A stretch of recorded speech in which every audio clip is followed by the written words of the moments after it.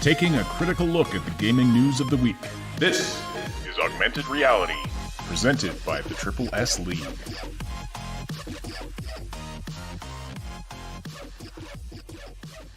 Hello, everybody. Welcome to the Augmented Reality podcast for August 5th, 2020. This is your source for news, leaks, and insights about games and the gaming industry. The Wednesday edition of the show, lots to cover in the next hour. Gonna kind of rocket through it like we normally do on Wednesdays, but we still do hope if you're listening live, you'll say hello in the live chat. Send us your questions and comments there as well. We'll read and respond to as many as we can throughout the podcast. And please do not forget to slam that like button.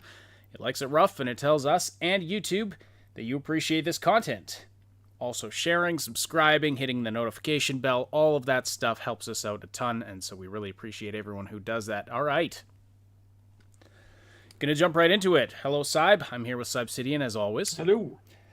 And we've got some interesting Cyberpunk stuff. Don't know what I just did there. Okay, there we go. Interesting Cyberpunk stuff today because there was an event, a small event, like a video event that took place in China, and the community manager for CD Projekt Red in China did hint at the date of the next Night City Wire, and apparently it's going to be very, very soon, which is starting to make it look like maybe CD Projekt Red is wanting to surprise us with this one, because they haven't announced anything. Either that, or he misspoke, or it's being mistranslated. But this does line up with some other indications we've had, so we may be seeing the next Night City Wire as early as next week. Some have even speculated maybe tomorrow. Maybe they'll just drop it on us out of nowhere. Do not take that as as gospel truth. That is speculation. Could be as early as, if you take the most literal translation of what the dude said. But we'll get into all that. We're also going to talk about some stuff that's going on with Blizzard and with Larian. Actually, let's start with the Larian stuff.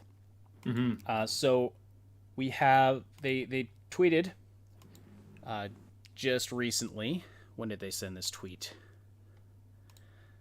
This was yesterday. I believe it was it was yesterday. Yeah, it was yesterday. I responded to it pretty quickly. Yeah, so they said good news and bad. Baldur's Gate 3 won't hit August. That's talking about the early access release. Mm-hmm. So Baldur's Gate 3, the early access was supposed to be in August, but now that's been delayed. But they say it's still just around the corner. We'll be announcing the release date and other big news on the Panel from Hell, which is taking place August 18th, 10 a.m. Pacific time. You can see that ad for that on your screen right now. That's the image they tweeted out. So August 18th, I'm going to add that to the schedule on our Discord server. We have been keeping an up-to-date schedule of all the summer events on our Discord server.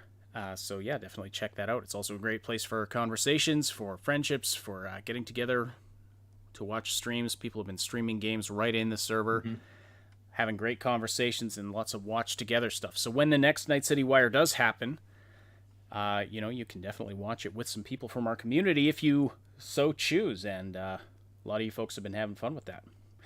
So what do you think about this Baldur's Gate 3 delay thing, Cyb? Is this does this spell bad news for the game, or do you think... No, it was more or less inevitable because of the whole thing that's going on in the world right now.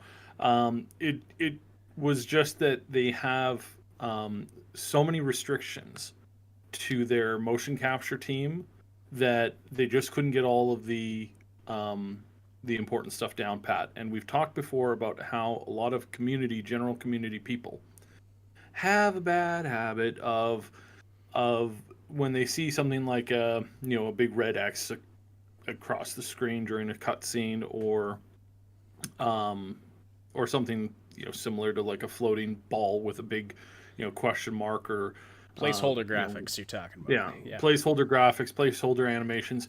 People, and worst of all, journalists who should know better, go, oh my goodness, did you guys see this? This is unacceptable. When I buy a game in early access alpha, I expect it to be a finished product. And you can argue whether or not that wanting a finished product and whether or not you like the concept of early alpha access is actually a good thing or not, and we can have that debate. But to just go out of your way to announce that, like so many of these journalists tend to do, or reviewers or YouTubers or other people, is kind of, well, stupid and very, very, very, very, very, very terrible. So yeah, I'm still not surprised that I was not surprised at all that they pushed this back, because they do want that first act that is being released to be as polished as they can get it. They want to add improvements. They're going to add more areas. They're going to add more events, more interactions, most likely throughout the next year. And we suspect it'll be about a year.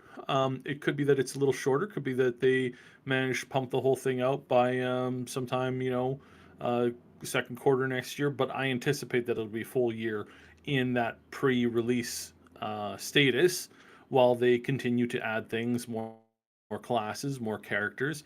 Those have already been confirmed. And we really get to like flush out how they move and react, because once the main story comes out, there'll be a handful more tweaks, and then they're going to start working on that multiplayer thing. And this is where we want the game to be as polished as it can get, because that multiplayer perspective of playing with a team of friends, and then being able to be a dungeon master for your friends who are playing that game, that's good. Like, that's really, really good. Absolutely. And so, and people are going to have high expectations for that aspect of the game, and so to have that really polished well, I mean, if it's, as you've said, this has really never been done before, that multiplayer aspect of it, where you can like control so much within the world and literally GM a game for your friends. Yeah, there's going to be a lot going into that. Yeah. So I mean, just as a quick back look in the past here, 3 years ago, if I had said that the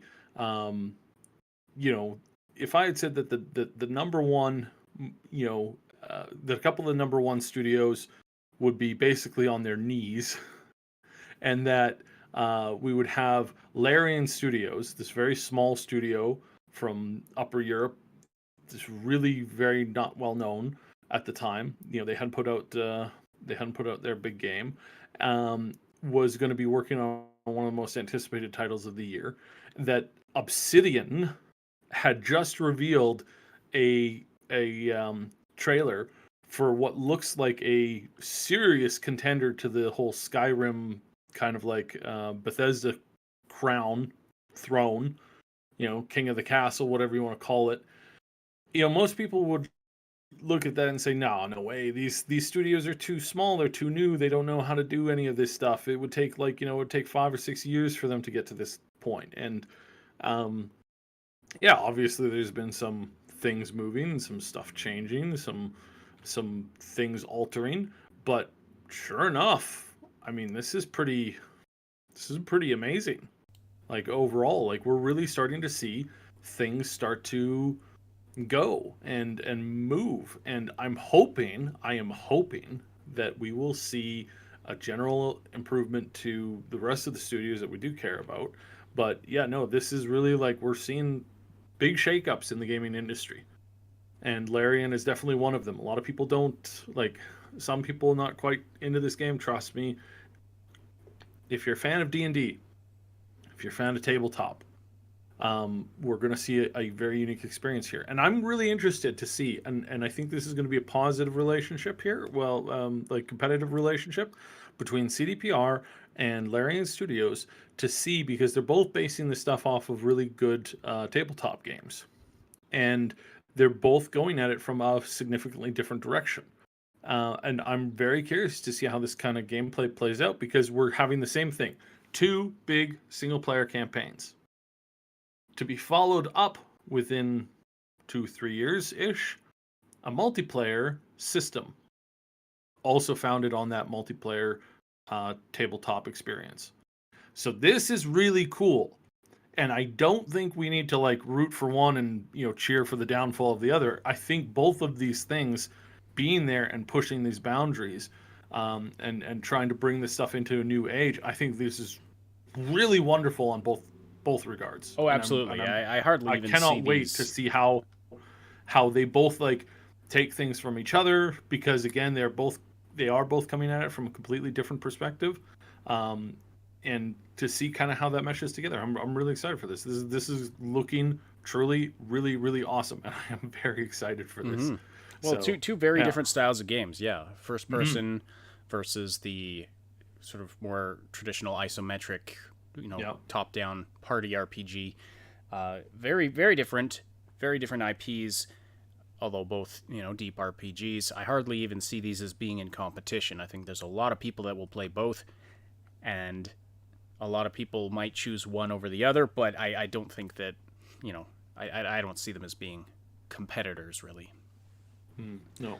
We'll be covering both of them a lot, and Kotet Cosmin in the chat says, D&D with the Legion, Triple S League. Well, absolutely. We would love to get some of you guys playing Baldur's Gate 3 as soon as it's in early access. You can join with other Legion members. I think Cyb is. Are you going to be jumping into it during early access? Yes. So yeah, if I can, we have to do an upgrade to my system, but I will be there as even if I have to go out and buy a brand new one. Yes. Yeah, issues with that. Anyway, yeah, the Legion, which is our community, which is based around our Discord server. There's been a lot of gaming happening together, as I already mentioned.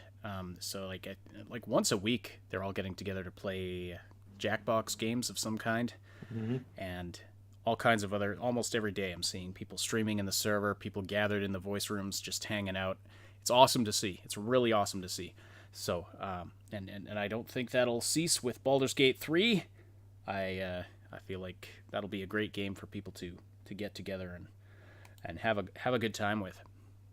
Quiplash. Okay, she was saying it's Quiplash. I couldn't remember the specific game. Is that one of the Jackbox games, or is it? It's that kind of game. Yeah. Yeah. All right. At least I'm pretty sure. All right. And we should be hosting more of them, actually. Well, I'd love to. We'll probably end up doing something like that once we start streaming on Twitch more regularly. It is coming up. It'll come up in the fall here, possibly a little bit earlier, maybe a little bit later. Things are still kind of up in the air. It'll be mostly Moontag and myself, and we will be doing most likely we'll be doing daily streams, like sitting around at 4 to 10 hours a day. So that's pretty somewhere intense. Somewhere in there there'll be quite a bit of gameplay. We're going to be doing lots of community type games, but we're also going to be doing a lot of Shadowlands for World of Warcraft. We're going to be kind of diving into that, checking out to see if and really this ties into a bunch of news that we're going to be covering, like Blizzard, Activision, World of Warcraft. It's all coming to a head this year. Legitimately, things are they have an enormous amount of pressure on them from their community. They have an enormous amount of pressure on them from their from the business world and the political world, because we're going to end up seeing a lot of microtransactions getting basically cut off, or the government's going to step in and start taking 60, 70, 80% of those profits, and then slapping a gambling fee charge on them. It's hard to legislate finite morality, and by that I mean little stuff like drinking and gambling and stuff like that. So it's often governments just tax it really high, because they then have to make it better and deal with the problems that come deal with what comes after. Yeah, the aftermath. Mm-hmm. So overall, it's really coming to a head. They just killed off their whole Gallywix, and there's this Gallywix trading website that was a mediator between people who were doing boosting and people who wanted boosting, paying in-game gold for it. And it exploded yesterday. It exploded everywhere yesterday. Yeah. Ooh. Well, we should talk about that. So Gallywix was an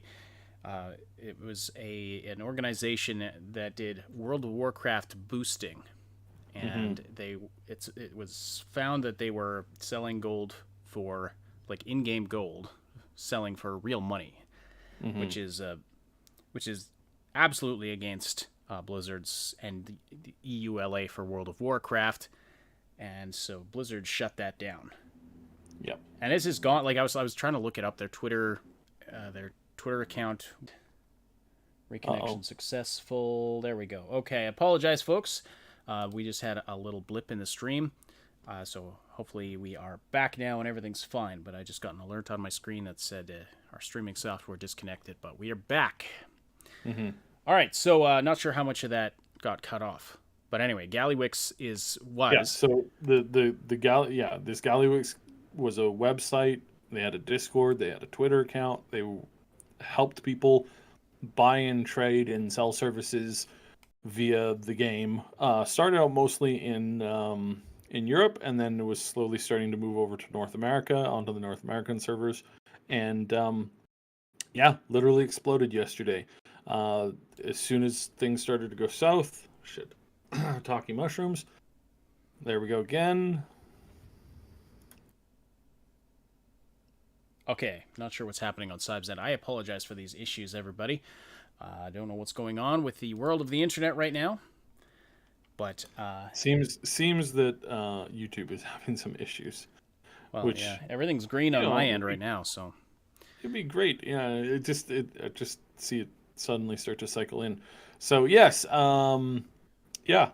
Uh, actually, you go ahead just in case I get dropped again. okay, well, as I mean, basically, it's what we've already said. So Gallywix was found to be involved in real money trading for in-game goods, specifically gold, and so community manager for World of Warcraft posted that they had performed a thorough investigation and they took action and banned accounts that were associated with this group. Hmm.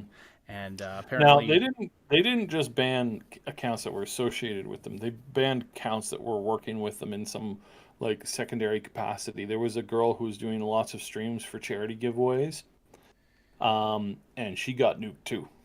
okay, And there was a couple of the guys who were involved who were the ones responsible for doing some of the real world trading, who basically like they came out and said, "Yeah, look, guys, we're we did it. We fess up. We're sorry, and we feel really terrible because some of these innocent people got their accounts like permabanned, like hardware banned, and now they can never play Blizzard right. games on those Because computers." Blizzard is not only, yeah, it says in the post here they may discipline accounts that are found to be involved in future transactions with Gallywix or actively advertising it. So, and like Mhm. they're nuking everything that's connected to this.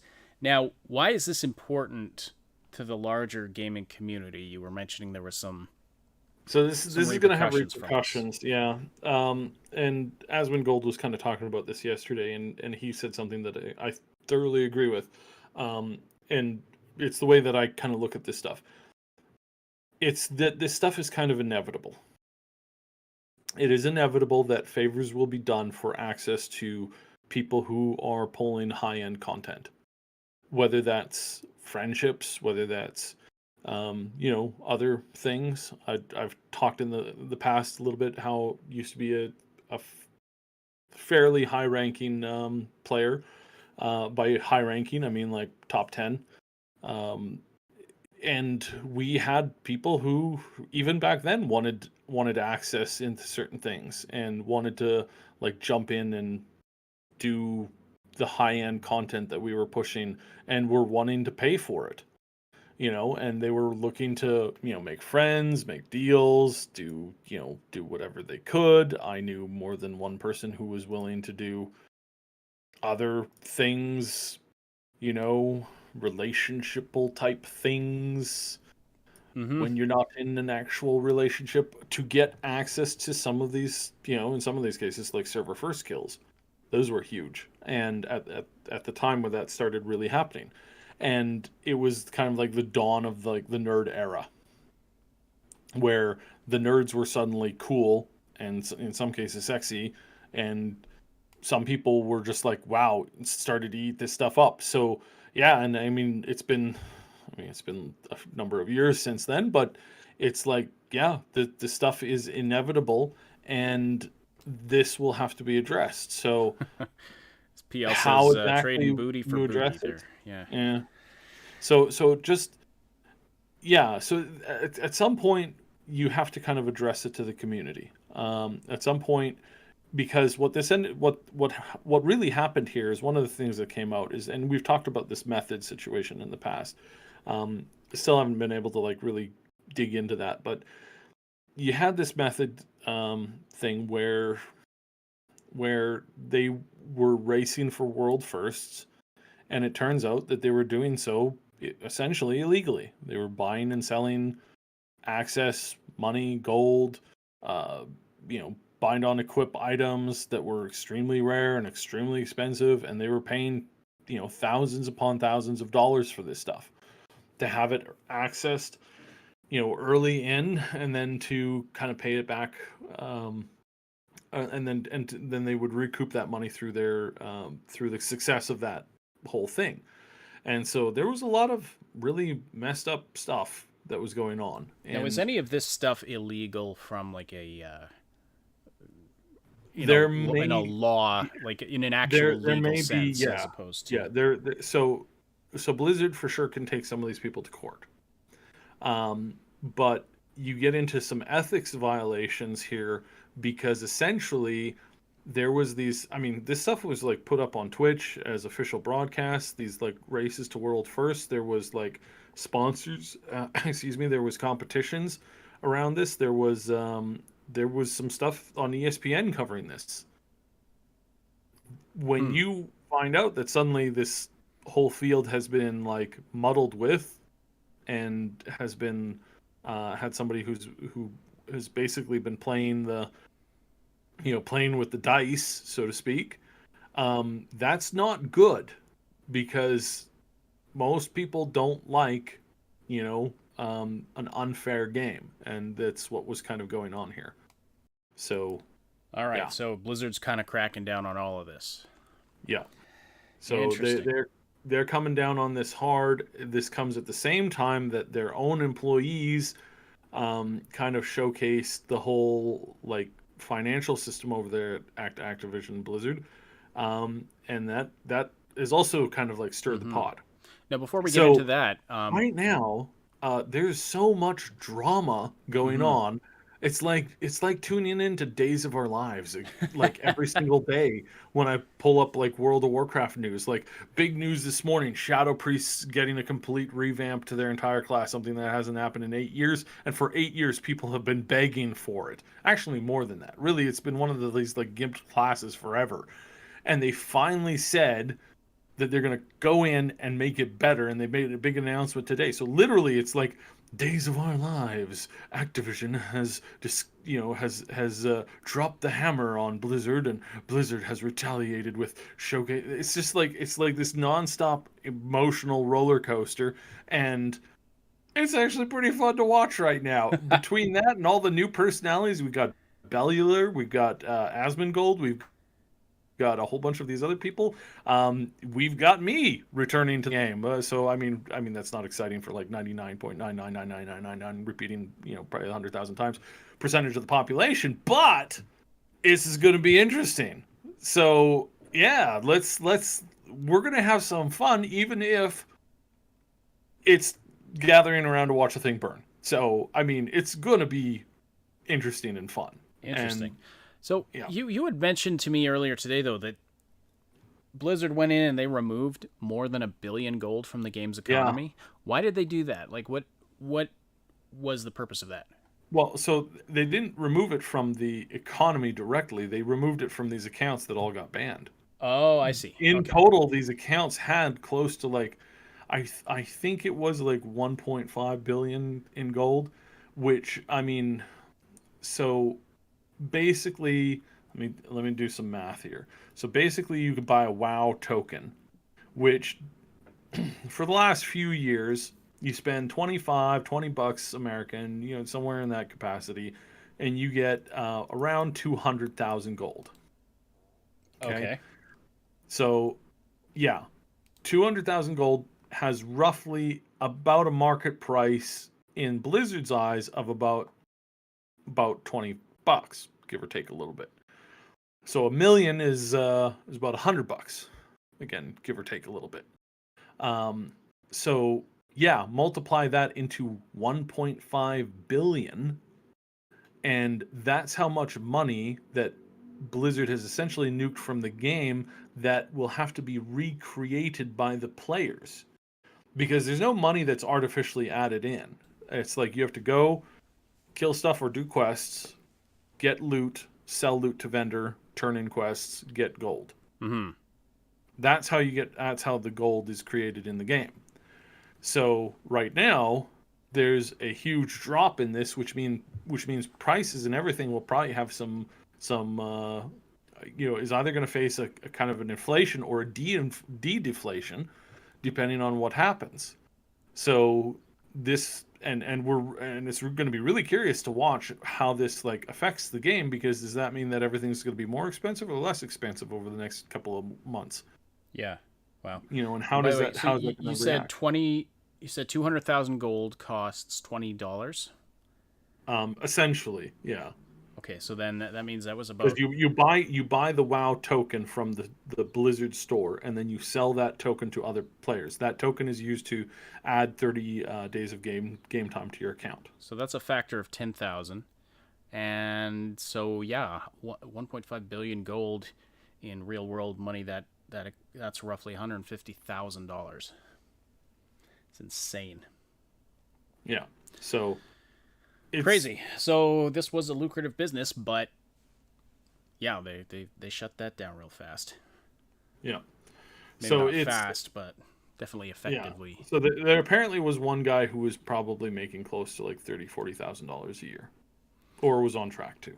So Interesting. it's very interesting, yeah. So now the whole question about boosting, because this has kind of put a stopper in that for the time being, Can you explain and whether or not. quickly what boosting is? I So mean, I think. boosting is like, hey, I want a very high.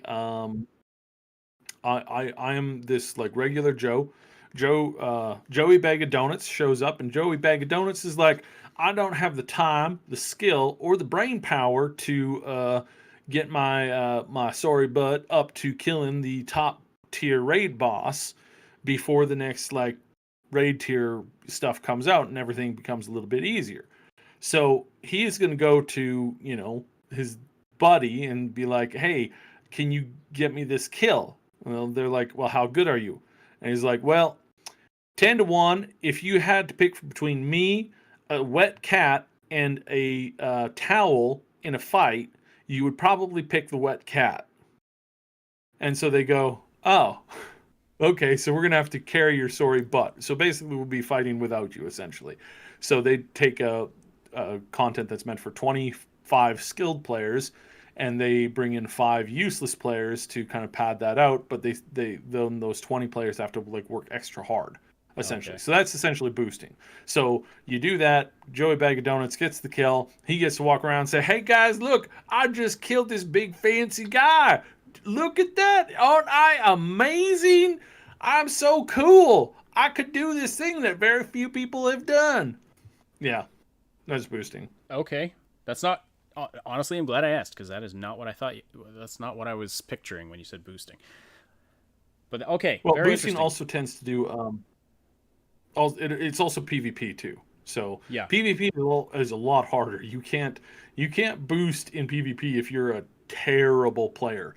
If you're an absolutely terrible player, it's really hard to get yourself up to the top ranks in the PvP world and get like gladiator or like the highest ranks. You can do the just the one that requires like time and dedication. You can do that pretty easily. If you got like 3 months and you got nothing to do, you can probably do it. Yeah. So And people would pay for these boosting services. Is that how it oh works? yeah. Yeah. Oh yeah. Yeah, they would pay a lot of in-game gold, and turns out of-game gold too. Like real world money too. Interesting. Okay. Well, we'd better get on to our other news involving Blizzard because I mean it's unusual. We have two Blizzard stories in 1 week that are worth really talking about. But Jason Schreier, ever present presence in the industry, digging into the dirt behind all game companies out there now. I hear he's going after 343 Industries right now. He is looking for dirt actively on 343 Industries after they got a scathing Glassdoor review, I believe, from a former employee or something like that. And I have to wonder if you go looking for dirt on any company, if you're just going to find it. And so I sometimes find myself... The answer to that question is most of the time. Not all the time, just most of the time. So I find myself questioning his approach. After he's done so many of these, I find myself being like, well, are you just going to, if you go in looking for it and actively advertise, like, here, please email me at my anonymous Proton Mail account if you want to dish some dirt on your company. I feel like you're going to get some responses from the more disgruntled employees, and if you turn that into a story, I don't know. I'm questioning the ethics. Not like firmly, but I'm just kind of wondering, is this really the best way to be going about this? Is are you reporting facts, or are you just interpreting, the complaints of the most disgruntled of employees, the ones who are going to email you in response to a complaint like that? So yes and no. We of course took part in the fairly deep dive into CDPR a few years ago. We spoke to well over 40 company developers and got their stories. Most were like, everything's pretty good here. I mean, there's some, things can get bad, as in like, stressful and like, crunching. But I mean, working for other game companies, this is like normal. This is industry standard, which again, you can have that argument whether that should be an industry standard or not. And what we discovered largely is that most people had everything very positive to say about the company. There were some wishes and some desires that the leadership team would learn to be a bit better at certain things at certain times.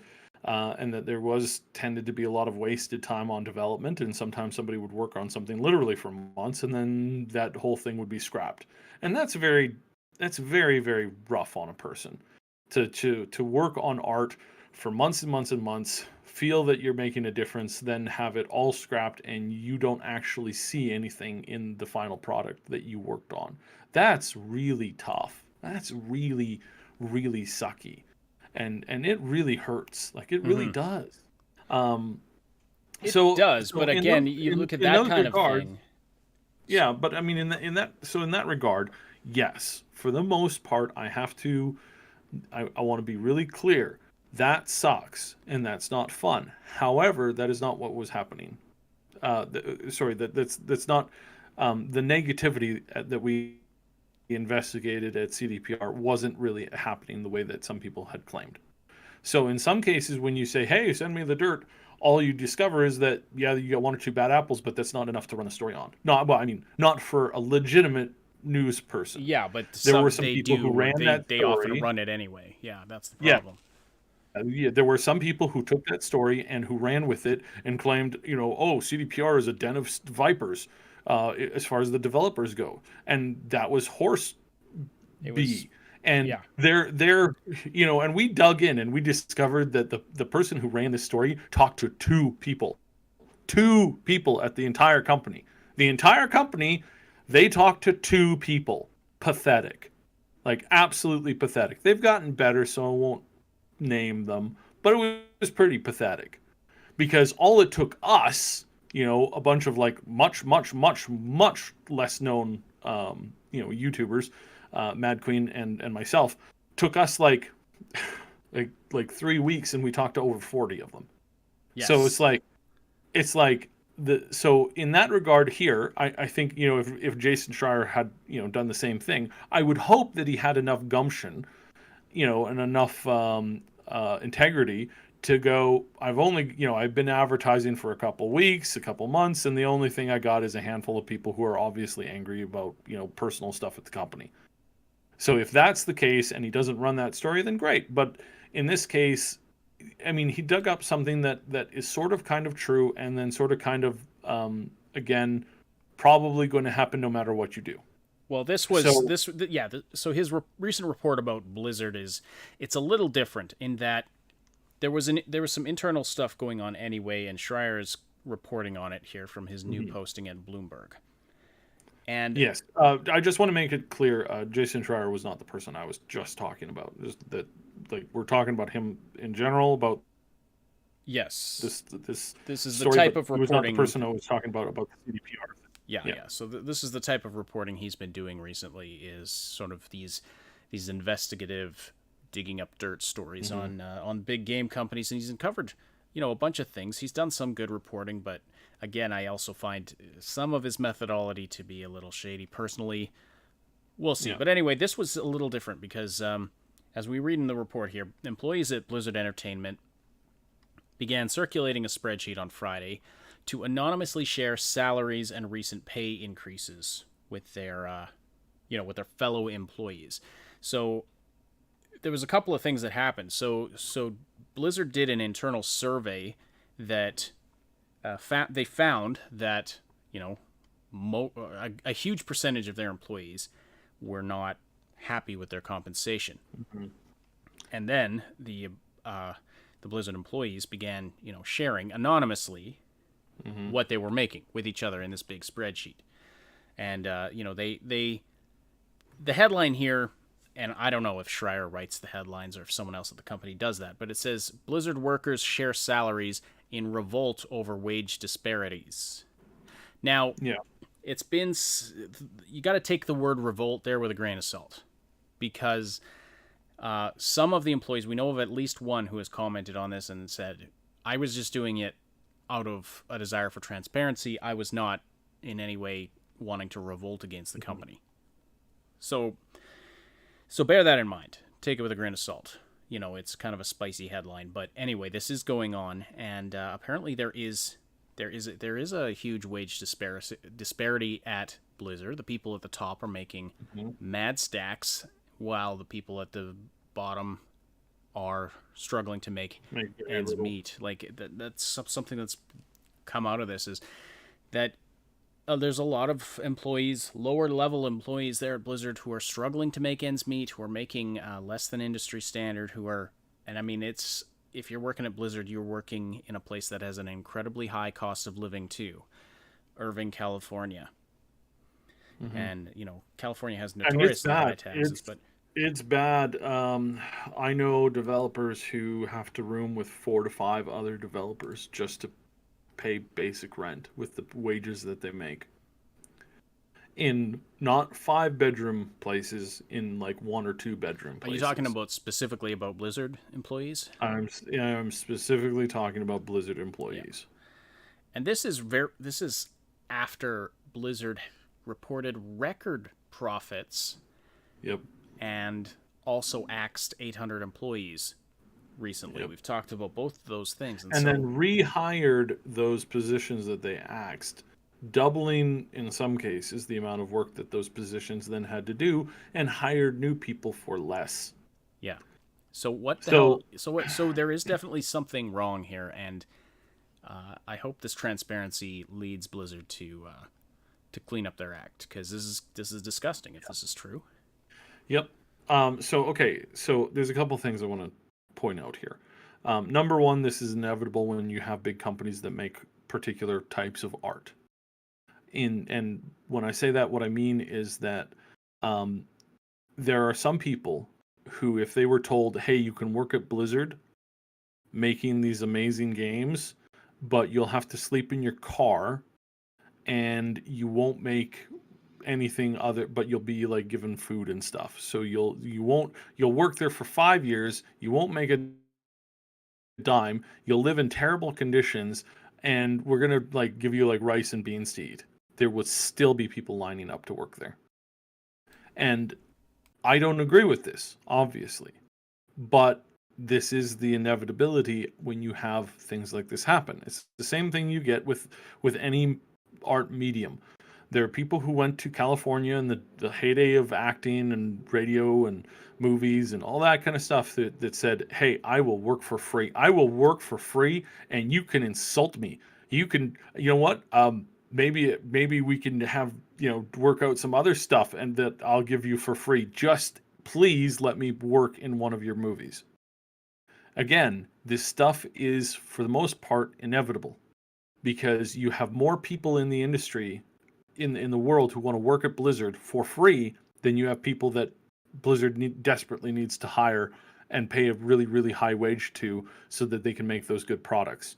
For now, that's more or less how it is. Now, if they keep putting out terrible content, crashing and burning, then soon nobody will want to work there, and the company will essentially hit a gigantic brick wall. And we've already seen how this happens to one other studio that has put out a game this year that had that exact same thing happen. Now, is this fair? No. I'm a big proponent of the original Mr. Ford, who made the original Ford vehicles. He has a quote, and I'm hoping I'm quoting this correctly, that in his mind, a good capitalist was somebody who made the best product that they could make, with the best materials that they could make the product with, paying the highest wages that they could pay, and selling it for the lowest amount of money that they could, sell it for. And this was why my dad, when he was young, when he was my age, or his dad when his dad was young and around his age, they both went out, worked for a month and a half, took that money that they worked for a month and a half, took that over to the Ford dealership, bought a Ford car or truck with that money from a month and a half of work. Wait. They didn't pay for it for the next 10 years? They didn't pay for it for the next 10 years. These were not wealthy men. These were men who worked really not that great jobs. Both my father and my grandfather have for a very long time had very, very crap paying jobs, and still they managed to do this. Now you can say, well, everything was cheaper back in the day, and now it's a lot more expensive. Well, is it really? Is it really? I mean, and I don't want to get lost in the weeds here, but this is my belief when it comes to capitalism is very much what Mr. Ford had originally put down, and that you get a lot of bloating, you get a lot of insanity. A lot of people don't know this. When Ford announced that he was going to have vacation time for his employees every year, his employees would get 2 weeks of paid vacation, and he would mandate that they do not work to the bone, and that he would pay for their funerals, and he would also pay their widows if they died in an accident at his company that was more or less the company's fault. When he came out and said this, people rioted at the entrance to his company, trying to get him to hire them. There was a literal riot, and I think 1 or 2 people died. Because they wanted to work for him so bad that they were rioting. And there were a whole bunch of other very, very wealthy people at the time. This was, I can't remember the exact year, but this was turn of the last 1900, early 1900s, or even before that. This was new. Nobody was doing this. Nobody was giving paid sick days. You didn't show up if you didn't show up when you were sick to work, I mean, your job was either replaced or you were kicked out, or you were penalized, and they didn't pay you for the next week. This is the kind of stuff that humanity dealt with in the last few hundred years. And when he came and did this, he was really a trendsetter, and he really set the example. And I really don't like the Ford company as it is today, but I really like what he embodied. Yeah. Well, and so the primary point being, and I can attest to this, is working for the former company that I worked for. I mean, it was difficult for me to resign from there because the benefits were so good. I made my life choices, and I don't regret leaving that behind. But it was damn good. And Yeah. So now to answer the question, is it morally right for Blizzard to take advantage of the fact that people will line up at their place, work for literally nothing, just for a chance to work on something that they consider their dream?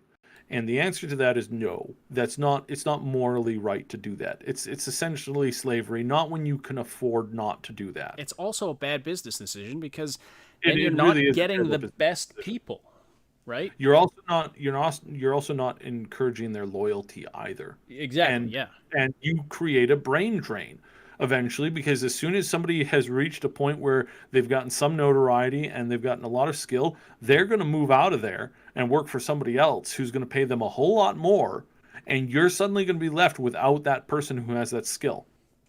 I see this in the job that I currently work. There's a bunch of people that are headed towards retirement, and the companies that require that these people work there to save thousands of lives every single probably day are basically sitting there going, you know what, we're just going to replace you with a couple of new guys who know nothing about what you're doing.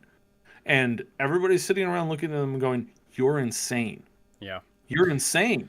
We've got to move on, my friend, but I know. we will be keeping an eye on this because there's some interesting stuff going on with Blizzard. Like World of Warcraft going through kind of a revival right now, but also there's some discord at There's the drama. company. There's drama happening, and I think, I mean, hey, let's if you want, if you're interested in playing Shadowlands, hit me up. I've got a couple of what do you call those? Friend key or friend things to give away. Is that the Shadowlands? Is that still in beta? That expansion? Yes, that So is in beta. Went into beta. It's just went into beta. It won't come out. It won't release fully until probably late November or December this year. That's kind of the train of thought at the moment. If you're interested in getting in on that, talk to Cyb on the Discord server. He's Cybsidian. Join our Discord server, by the way. You can find the invite in the description below. All right, we got to get onto our Cyberpunk still. Not everything burn. Yeah, so we got to get onto our Cyberpunk news. And so the big news is basically Night City Wire could be happening literally any day now. After doing my research on what actually was said, unless something's getting missed here. So, I mean, like I said, don't take this as absolute truth. But, I mean, from the information we have, my feeling on it is that it could happen anywhere from tomorrow through the next couple of weeks. Yeah. Now, we're basing this on basically on something one person said, but it was part of an edited video that was more than likely approved by CD Projekt. So that lends some credibility to it. If he had said this and someone at the company had said, "Oh wait, whoa."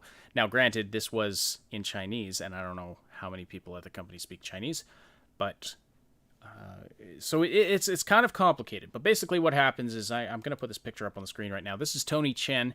He is the community manager for CD Projekt Red in China. So he's kind of the Lalaya of China, basically. Or one of the one of their community managers there. One of their Holly Bennett. He's like China. The Holly Bennett of China. Yeah. Yeah. So he did. So anyway, he put out this video, and he did an event with a gaming show over there that I guess is somewhat popular. And basically, in this video, he says, "Night City Wire, Episode 2 will happen within a few days." Now, I'm going to give you some caveats here because, again, this is translated from Mandarin. And this translation initially came through Reddit user Nerlin_CN, who is apparently a native who is Chinese and speaks the language, also speaks English. And he says his translation of it is Night City Wire Episode 2 will officially release in a few days. And he explains that the word used for in a few days, basically means like imminently, like very soon. Yep. And then a bunch of people, in comments on his post asked him about it. Like, did he specifically say episode 2, or is he talking about the first Night City Wire releasing in China? And the user that posted this said no, he specifically said episode 2. He also gave a link to the video that is in Chinese, but he said, if you speak Chinese, you can check it for yourself. So, yeah, very, very interesting stuff. There were some other things that came out of this video that I was going to put up on the screen here. So we have, these are apparently some of the localization actors for the game in China. And then we have, I'm going to skip that one for now. This is apparently an in-game ad that was revealed. And here's another one. And apparently both of these characters are like streamers in the game. It's difficult to. It's difficult exactly, but you can see that this is in game because it says there's this event at the Ajit Auditorium, Saturday, November 26th, 2078. So, yeah, it's an in-game ad. So anyway, interesting stuff. But anyway, be ready for Night City Wire. So, yeah, it could definitely be happening in a few days. Now, the word used to say, the in a few days is actually the wording of the translator. The Chinese word used is pronounced. Actually, I'm just going to play it here for you. 近日 So that's how Google says it anyway. 近日 And it literally translates to recently. So I'm not sure how that works, but apparently in context it means like happening soon. By the way, shout out to the Neon Arcade, who also confirmed this translation through one of the members of his community who speaks Mandarin. Now, I feel like I should probably throw this out there. There's this one time I was speaking with a lion, and the lion made it quite clear that they call all times soon. So, I mean, we could be dealing with that scenario. Soon might mean like a month from now. Soon might also mean tomorrow, and anything in between. And so, and that's typically how that goes. So. Yes, exactly. Well, I mean, I agree there. We know how CD Projekt Red tends to use the word soon, and they said that at the first Night City Wire, they said the second one would be within a few weeks. It's been 6 or 7 weeks now. Usually a few weeks. I mean, it depends how you use it. It's kind of subjective. People use it in different ways. Mm-hmm. But again, I wanted to emphasize that this is not. I mean, again, could this be just a case of him not using the right words to express what's going on, or could there be something lost in translation? Very possibly. So I'm not gonna. I don't want to be quoted as saying, "Oh, it's definitely happening like within a few days." But I'm just saying, be ready for it. We're gonna be ready for it because clearly it could happen. It could happen very, very soon. But again, nothing is for certain, and they could choose to delay it again, of course. So, yeah. So that's the story basically. Is we're waiting for Night City Wire. Yeah. Anything else you wanted to say about that, Seb? Well, I mean, nothing so much from that. Yeah. All right. Well, we've got 5 minutes if you want to rant about anything or just comment on any of what we've talked about here. Well, just a reminder again, the beta scams are they're scams. There's no beta for Cyberpunk 2077. If somebody says, "Hey, I've got okay, I'm really trying to nail this accent. Hey, bud. Hey, bud. I've got you like Cyberpunk? I heard you like Cyberpunk. Well, step into the alley here, and I'll show you what I got in my trench coat. I got lots of Cyberpunk beta DLC access, Supreme VIP. It's top grade stuff. All I'm going to need is your bank password, code, card, your social insurance number, and a couple other things. I'm sure you won't mind. It's a really good product here. You got to get it now. Number You better one get it. bargain. Yeah. Yeah. So, yeah, don't fall for that. Don't fall for that. Please don't fall for that. Yes. Those scams are happening. Like they are Yeah. happening. That's why Sad brings that up. So don't be fooled. Anybody offering you a beta access to Cyberpunk 2077, it's a scam. They've said they're not doing that, first of all, and second of all, they will never contact you through a third party. They will only ever contact and offer you something through their official domain. But they are not doing a beta that, people can sign up and get access to. That's just not happening. So GameStop, Cyberpunk, or sorry, Best Buy, GameStop. I think there's a couple of others. I think Amazon is having a deal, maybe. Each of them are having a different kind of like promotional giveaway for pre-orders there. Yeah, so it's the GameStop has a necklace that's actually pretty darn cool, and the Best Buy is going to have steel jackets, steel bookcase. That's for pre-ordering. Those are for pre-order bonuses, for pre-ordering that stuff. So yeah, just. But Cyb, we don't advocate pre-ordering.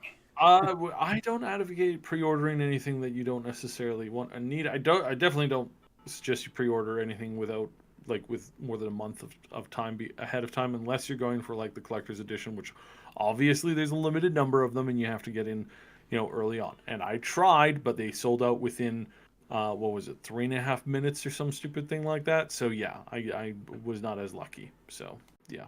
All right. So you can check those out if you do intend to pre-order. There are some bonuses you can get. For me, I typically, I'll go and pre-order it like 12 hours before the game releases, because I typically only buy digital copies, and then you get the digital pre-order bonuses if you still get those if they even if it's just a few hours before release. But that's what I'll typically do. Otherwise, we generally don't recommend pre-ordering. Anyway, that's our show for today. Thank you so much, everybody, for listening. Thank you for the great conversation in the live chat. Don't forget to join our Discord server for great conversation and community. Thank you for supporting the show by listening live or after the fact. And don't forget to slam that like button before you leave. Really appreciate that. Special thank you to our Patreon supporters and channel members who helped to make this content possible. Our big damn heroes on Patreon: Robin, Shua82, Time Bean, Schoolman, Lady Reaver, and our 2 anonymous supporters at that level. Our channel members on Discord, on YouTube: Mr. Pazdernick, Jer Schultz, Game Notes, Night City Punk, Terra K, Somnolence, and _Let On. Really appreciate all of you. We have a fantastic community supporting us, and we could not be more appreciative of it. So thank you so much. The Augmented Reality Podcast is a presentation of the Triple S League. Check out our YouTube channel for game guides, reviews, comedy, news updates, tons more quality gaming content. My name is Ash on behalf of Obsidian. Thank you all so much for listening. We'll talk to you again very soon.